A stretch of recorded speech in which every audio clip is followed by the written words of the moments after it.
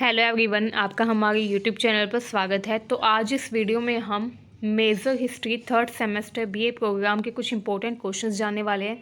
तो अगर आपके पास भी मेजर हिस्ट्री है एंड आपके पास भी सब्जेक्ट है cultural transformation in early modern Europe, तो ये वीडियो आपके लिए काफ़ी इंपॉर्टेंट है, क्योंकि इस वीडियो में हम जानेंगे कि इस सब्जेक्ट के कौन कौन से ऐसे क्वेश्चंस हैं जो इंपॉर्टेंट हैं एंड आपके एग्जाम में पूछे जा सकते हैं, कौन से क्वेश्चंस हैं जो इसमें प्रीवियस ईयर में काफ़ी बार पूछे गए हैं इस सब्जेक्ट में।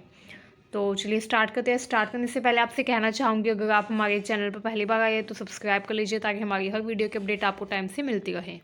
तो आइए देख लेते हैं आपके कुछ प्रीवियस ईयर इंपॉर्टेंट क्वेश्चंस जो कि इस सब्जेक्ट में एग्ज़ाम में पूछे जा सकते हैं। तो जो सबसे इम्पोर्टेंट क्वेश्चन है वो ये है, आप देख सकते हैं सामने, what do you understand by the term early modern Europe, यानी कि प्रारंभिक आधुनिक यूरोप से आप क्या समझते हैं। क्योंकि आपके सब्जेक्ट का नाम ही है early modern Europe, cultural transformation in early modern Europe, तो आपका एक क्वेश्चन ज़रूर आ सकता है कि अर्ली मॉडर्न यूरोप क्या होता है एंड कल्चरल ट्रांसफॉर्मेशन यानी कि सांस्कृतिक परिवर्तन क्या क्या हुए यूरोप में। यूरोप में सांस्कृतिक परिवर्तन के ऊपर हमने वीडियो भी बना रखी है, तो आप वो देख सकते हैं, क्योंकि इसके ऊपर एक क्वेश्चन ज़रूर आ सकता है कि यूरोप में कौन कौन से सांस्कृतिक परिवर्तन हुए थे, ठीक है, प्रारंभिक काल में। तो यहाँ पर आपको ये भी पता होना चाहिए कि अर्ली मॉडर्न यूरोप का मतलब क्या है, ठीक है। इसके अलावा इस युग के सामाजिक, आर्थिक व सांस्कृतिक तत्वों के उदाहरणों के माध्यम से स्पष्ट कीजिए। काफ़ी इंपॉर्टेंट क्वेश्चन है ये, ठीक है। प्रीवियस ईयर में काफ़ी बार पूछा गया है ये, तो इस साल भी आ सकता है आपके एग्ज़ाम में, तो उस हिसाब से आप प्रिपेयर करके जाइएगा, ठीक है। अब यहाँ पर देखिए नेक्स्ट क्वेश्चन जो इम्पोर्टेंट हैं वो देख लेते हैं। Renaissance arose in Italy but spread to other parts of Europe, elucidate. ये काफ़ी इंपॉर्टेंट है कि पुनर्जागरण का उद्भव इटली में हुआ, लेकिन इसका प्रसार यूरोप के विभिन्न भागों में हुआ। इस पर प्रकाश डालिए। तो इसमें आपको ये बताना होगा कि रेनेसा यानी कि पुनर्जागरण जो है, जो इटली में शुरू हुआ था, वो कैसे पूरे यूरोप में फैल गया, कैसे वो स्प्रेड हुआ, ये सब आपको बता देना है इन डिटेल, ठीक है। नेक्स्ट क्वेश्चन जो बहुत इंपॉर्टेंट है वो है, पुनर्जागरण आधुनिकता के जन्म का सूचक है। Renaissance marked the birth of modernity, मतलब कि पुनर्जागरण जो है वो किसका सूचक है, आधुनिकता का सूचक है। तो ये कैसे कहा जा सकता है, इस तथ्य को आपको इलेबोरेट करके लिखना है, इसको आपको बताना है, टिप्पणी करनी है इस पर कि कैसे हम बोल सकते हैं कि जो रेनेसा था यानी कि जो पुनर्जागरण काल था वो आधुनिकता का सूचक है, ठीक है। तो ये भी काफ़ी इंपॉर्टेंट है जो आपको प्रिपेयर करना होगा एग्जाम के लिए। जो क्वेश्चंस मैं आपको बता रही हूँ, अगर आप ये प्रिपेयर करके चले जाएंगे तो आपको और कुछ करने की ज़रूरत ही नहीं है, क्योंकि जो क्वेश्चंस आएंगे वो इन्हीं में से आएंगे, इन्हीं के ऊपर बेस्ड होंगे, ठीक है। तो काफ़ी इंपॉर्टेंट है कि आप ये क्वेश्चन प्रिपेयर करके जाएँ। नेक्स्ट देखिए यहाँ पर, डिफाइन द टर्म ह्यूमैनिज्म, मतलब कि मानववाद को परिभाषित कीजिए तथा कुछ मानववादी दार्शनिकों की उपलब्धियों की चर्चा कीजिए। Discuss the achievement of some humanist philosophers. तो इसमें आपको ह्यूमैनिज्म बता देना है कि ह्यूमैनिज्म क्या था, यानी कि मानवतावाद क्या था, ठीक है। मानवतावाद के जो कुछ महत्वपूर्ण दार्शनिक हुए हैं, जैसे पेट्रार्क एंड और भी जितने दार्शनिक हुए हैं मानवतावाद के, उन सब के आपको नाम इसमें बता देने हैं एंड उन्होंने क्या कॉन्ट्रीब्यूशन दिया, क्या उन्होंने योगदान दिया, उनकी क्या फ़िलोसफी थी मानवतावाद के बारे में, ठीक है। उनका जो भी व्यू था, मतलब कि उनका जो वे ऑफ थिंकिंग था मानवतावाद के बारे में, ह्यूमैनिज्म के बारे में, वो आपको बता देना है इसमें कि वो मानवतावाद के बारे में उन्होंने क्या क्या टिप्पणी दी, मानवतावाद के बारे में उनके विचार क्या थे, आइडियाज़ क्या थे, ये सब कुछ आपको इसमें डिस्क्राइब कर देना है, ठीक है। नेक्स्ट देखिए, ये क्वेश्चन जो आपको सामने दिखाई देगा, why did Martin Luther initiate the reformation, मतलब कि मार्टिन लूथर ने धर्म सुधार क्यों शुरू किया। क्योंकि चर्च जो था उस टाइम पर वो क्या कर रहा था, इंडल्जेंसेस सेल कर रहा था, ठीक है, मतलब कि क्षमा पत्र बेचने का काम करता था, जिससे क्या होगा था, जो लोग थे उनको काफ़ी समस्याओं का सामना करना पड़ रहा था, क्योंकि जो गरीब लोग थे वो भी इतने महंगे इंडल्जेंसेस यानी कि क्षमा पत्र खरीदते थे, क्यों, ताकि उनके पाप कि उनको माफ़ी मिल जाए, उन्होंने जो भी सिन किए हैं, जो भी उन्होंने पाप किए हैं, उनकी माफ़ी के लिए। तो उस टाइम पर जो मार्टिन लूथर थे उन्होंने इसका विरोध किया, ठीक है। उन्होंने कहा कि बाइबल में कहीं पर भी नहीं लिखा है कि क्षमा पत्र जो है उसके द्वारा क्षमा मिल जाएगी पापों की, ठीक है, कि अगर क्षमा पत्र खरीद लेंगे एंड जीसस के सामने कबूल कर देंगे अपना अपराध तो क्षमा मिल जाएगी, ऐसा बाइबल में नहीं लिखा है। एंड इसी बात का उन्होंने, मार्टिन लूथर ने विरोध किया कि जब ये बाइबल में नहीं लिखा तो चर्च ऐसा कैसे बोल सकता है, ठीक है। What was the reaction of Pepsi, मतलब कि जो पोप थे, पैपेसी यानी कि पोप तंत्र, ऐसा सिस्टम जिसमें जो पोप है वो सुपीरियर मोस्ट होता था, मतलब कि सर्वोच्च माना जाता था। ठीक है, तो पैपेसी का क्या रिएक्शन था इसके ऊपर। एंड सामाजिक वर्ग यानी कि सोशल क्लासेस जो थे उनकी जो रिलीजियस थिंकिंग थी, रिलीजियस आइडियाज़ जो थे उनके, वो भी आपको इसमें बताने हैं। ठीक है, कि उस टाइम पर कितना अंधविश्वास फैला हुआ था। एंड मार्टिन लूथर ने सबकी आंखें खोली कि क्या सही है क्या गलत है, ये सब मार्टिन लूथर ने उन्हें बताने में मदद की। तो ये भी काफ़ी इंपॉर्टेंट है। अब यहाँ पर देखें, the impact of reformation was not confined to the religious domain alone in Europe. Discuss, मतलब कि धर्म सुधार का प्रभाव यूरोप में केवल धार्मिक विषयों तक ही सीमित नहीं था। चर्चा कीजिए। ये बहुत ही ज़्यादा इंपॉर्टेंट क्वेश्चन है, तो ये भी आप प्रिपेयर करके जाइएगा कि जो धर्म सुधार है उसका प्रभाव सिर्फ धार्मिक विषयों तक सीमित नहीं था, बल्कि ये जो धर्म सुधार हुआ था इसने जो अन्य क्षेत्र है, यानी कि जो सामाजिक, आर्थिक, राजनीतिक क्षेत्र है उसमें भी काफ़ी ज़्यादा प्रभाव दिखाया।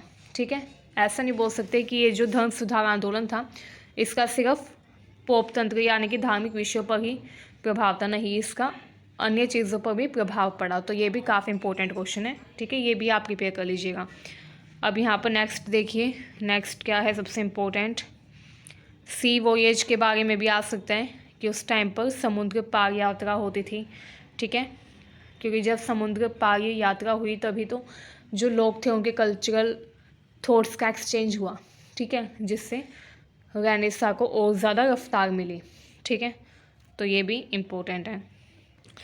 यहाँ पर देखिए, क्लासिकी तथा मध्ययुगीन विरासतों के संदर्भ में प्रारंभिक आधुनिक यूरोप की विशिष्ट गतिशीलता का विश्लेषण कीजिए। ये भी इम्पोर्टेंट है, लेकिन ये इतना ज़्यादा इंपॉर्टेंट नहीं है। पहले जो मैंने आपको क्वेश्चंस बताए हैं वो ज़्यादा इंपॉर्टेंट है। ठीक है, अब नेक्स्ट देखिए, यहाँ पर discuss the specific circumstances that led to rise of renaissance in Italy. मतलब कि रेनेसां यानी कि पुनर्जागरण जो हुआ था इटली का, उसके मेन कारण क्या थे। ठीक है, कौन सी ऐसी परिस्थितियाँ क्रिएट हो गई थी, कौन सी ऐसी सिचुएशंस क्रिएट हो गई थी जिसकी वजह से रेनेसां हुआ। इसमें आपको यानी कि कॉज लिखनी है रेनेसां की। तो ये भी बहुत इंपॉर्टेंट क्वेश्चन है, एक क्वेश्चन तो ज़रूर आ सकता है इसके ऊपर। ठीक है, तो आपको कॉजेस पता होने चाहिए रेनेसां के। आपको ये पता होना चाहिए कि जो रेनेसां था उसके क्या कारण थे, क्या कॉजेस थे। ठीक है, अब यहाँ पर देखिए, highlight the dominant feature of Italian renaissance in realm of art and literature. मतलब कि कला तथा साहित्य के क्षेत्र में इतालवी पुनर्जागरण के प्रमुख अभिलक्षणों पर प्रकाश डालिए। यानी कि कला तथा साहित्य के क्षेत्र में पुनर्जागरण के बारे में इसमें आपको बताना होगा, एक्सप्लेन करना होगा कि कला के क्षेत्र में पुनर्जागरण के क्या क्या प्रभाव पड़े, साहित्य के क्षेत्र में पुनर्जागरण के क्या क्या प्रभाव पड़े। ये भी काफ़ी इंपॉर्टेंट क्वेश्चन है, क्योंकि आपके सिलेबस में भी ये यूनिट दी हुई है। ठीक है, एंड इस पर हमने वीडियो भी बनाई है, तो आप वो देख सकते हैं प्लेलिस्ट में जाकर, आपकी हेल्प हो जाएगी उससे। ठीक है, इसके अलावा नेक्स्ट देखिए, डिफाइन ह्यूमैनिज्म। मानवतावाद को परिभाषित कीजिए। What was its impact on north Europe culture in 16th century. मतलब कि 16वीं शताब्दी की उत्तर यूरोपीय संस्कृति पर इसका क्या प्रभाव पड़ा। वही जो मैंने अभी बताया आपको, मानवतावाद के बारे में काफ़ी इंपॉर्टेंट है, जरूर पूछा जाएगा एक क्वेश्चन इसके बारे में। ठीक है, एंड यहाँ पर देखिए, discuss the cause responsible for the beginning of reformation in Europe. यानी कि यूरोप में धर्म सुधार आंदोलन के उत्तरदायी कारणों का विवेचन कीजिए। मतलब कि धर्म सुधार आंदोलन के क्या कारण थे, इसमें आपको वो बताना है। तो ये काफ़ी इंपॉर्टेंट क्वेश्चन है, आपको पता होना चाहिए कि धर्म सुधार आंदोलन क्यों हुए थे शुरू। ठीक है, तो रिफॉर्मेशन के ऊपर एक क्वेश्चन ज़रूर आएगा, काउंटर रिफॉर्मेशन के ऊपर भी एक क्वेश्चन ज़रूर आ सकता है, तो ये भी आप प्रिपेयर करके चलिएगा। ठीक है, ये सारे वो क्वेश्चंस हैं जो कि प्रीवियस ईयर में काफ़ी बार पूछे गए हैं। ठीक है, तो प्रीवियस ईयर क्वेश्चंस आपको पता ही है रिपीट होकर आते ही रहते हैं, तो इससे बाहर कुछ नहीं आएगा। अगर आप ये प्रिपेयर कर लेंगे जो मैं अभी आपको बता रही हूँ क्वेश्चंस, तो इतना भी आपके लिए इनफ है, इसमें सारा कुछ इंक्लूड हो गया है। ठीक है, इसके अलावा यहाँ पर देखिए, what do you understand by Protestant reformation. Protestant धर्म सुधार से आप क्या समझते हैं। प्रारंभिक आधुनिक यूरोप के धार्मिक व सांस्कृतिक जीवन पर इसका क्या प्रभाव पड़ा। ये क्वेश्चन भी बहुत इंपॉर्टेंट है प्रोटेस्टेंट रिफॉर्मेशन के बारे में। ठीक है, रिफॉर्मेशन या प्रोटेस्टेंट रिफॉर्मेशन एक ही बात है, तो ये आपको अच्छे से कर लेना है। ठीक है, एंड इसका धार्मिक व सांस्कृतिक जीवन पर जो भी प्रभाव पड़ा था वो भी आपको पता होना चाहिए, तभी आप अपने क्वेश्चन को एक्सपेंड करके अच्छे से लिख पाएंगे। ठीक है, तो आपको कंप्लीट इसके बारे में पता होना चाहिए ताकि आप अपना आंसर अच्छे से लिख पाएँ। ठीक है, इसके अलावा समुद्र पारी यात्राओं का प्रारंभिक आधुनिक यूरोप के सामाजिक व सांस्कृतिक जीवन पर क्या प्रभाव पड़ा? ये क्वेश्चन भी काफ़ी इंपॉर्टेंट है। समुद्र पारी यात्राओं से क्या हुआ? सोशल आइडियाज़, कल्चरल जो आइडियाज़ थे उनका एक्सचेंज हुआ, ठीक है, नॉलेज का ट्रांसफ़र हुआ। जैसे जब ट्रेडर्स एक जगह से दूसरी जगह पर गए तो उनको पता चला कि वहाँ का कल्चर क्या है, वहाँ की टेक्नोलॉजीज़ क्या है, एंड फिर वो उन टेक्नोलॉजीज़ को, उन आइडियाज़ को अपनी कंट्री में लेकर आए। तो इससे क्या हुआ? इससे ग्लोबलाइजेशन बढ़ा एंड सोसाइटी में और ज़्यादा इम्प्रूवमेंट हुआ, ठीक है। लोगों की जो थिंकिंग थी पहले नैरो माइंडेड थी, फिर लोगों की थिंकिंग ब्रॉड माइंडेड हो गई, उनको पता चल गया कि क्या सही है क्या गलत है, ठीक है। तो ये सब कुछ आप इसमें एक्सप्लेन कर सकते हैं। चलिए नेक्स्ट देख लेते हैं। शॉर्ट नोट के ऊपर बात करें तो शॉर्ट नोट पर भी एक क्वेश्चन आ सकते हैं। पेट्रार्क के बारे में पूछा जा सकता है, निकोलो मैकियावेली के बारे में पूछा जा सकता है, ठीक है। काउंटर रिफॉर्मेशन यानी कि प्रति धर्म सुधार के बारे में पूछा जा सकता है। विच क्राफ्ट यानी कि उस टाइम पर जो लोगों के बीच में अंधविश्वास था, ठीक है, उन सब के बारे में भी पूछा जा सकता है, ठीक है।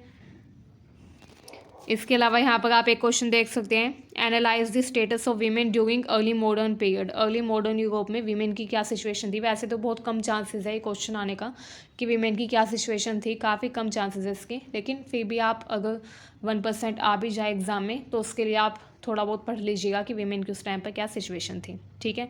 तो उम्मीद है वीडियो आपके लिए यूज़फुल रही। इन वीडियोज़ में मैंने आपको जो भी क्वेश्चंस बताए हैं उससे बाहर कुछ नहीं आएगा मेरे अकॉर्डिंग। तो अगर आप इतना कर लेंगे तो आपके लिए काफ़ी है, ठीक है। इतना करके आपको अच्छे मार्क्स तो मिल ही जाएंगे।